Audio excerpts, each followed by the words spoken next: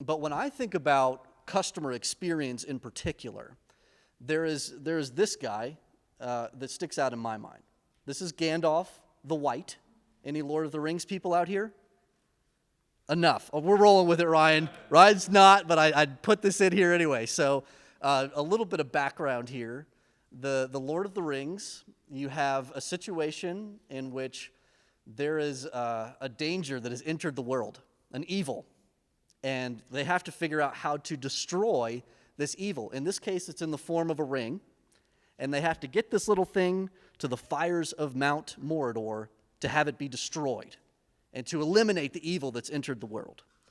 And so usually this is where you'd have a hero that would enter the story who we can hang our hat on and say, wow, that person right there is going to get this ring to Mordor and save humanity. And you see Aragorn come out, and he's this good-looking, he's like the dude that plays Jesus, too, I think, in the Jesus film. And he's got a perfect beard, which I know in this room can respect. And he's just the guy. And you're like, wow, that's obviously the hero of the story. And then you see Gandalf come into the picture, and he's got all these powers, and he's this incredible wizard, and he can do all these things. And then you have, then the underdog comes in. You have this hobbit who they're focusing on a lot, and this Frodo Baggins character, and they're building him up to be this underdog story. You keep looking for the hero in the story, but something crazy happens. They create instead this Fellowship of the Ring that includes people from all different races in all different areas geographically. And if we're talking about an organization, all different functions are represented here.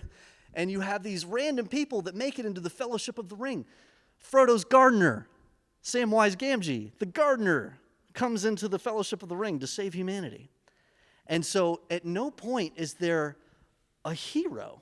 You have this group that's embedded on this singular quest to destroy the ring.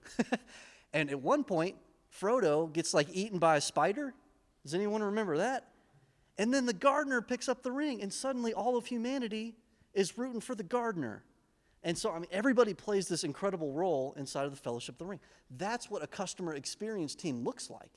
That's how to do this work well. Gandalf galvanizes everybody around the quest. Harmony is there to destroy the ring. They're of one mind together that this is what we're trying to accomplish. And they're not worried about who gets credit for dumping the ring in the fire. They're just worried about getting it there to save each other's bacon. So, when I'm thinking about doing this work well, it's just a great reminder to me, this is not my story. This is not about me. And now being in my own little function of customer experience, moved out of the contact center and put into this CX function, my role is to unlock customer experience inside of everyone else and get them into this fellowship of serving customers really well together.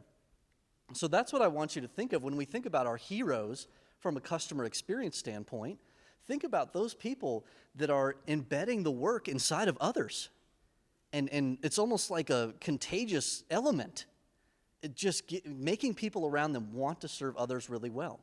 That's your Gandalf, and that's who your inspiration should be.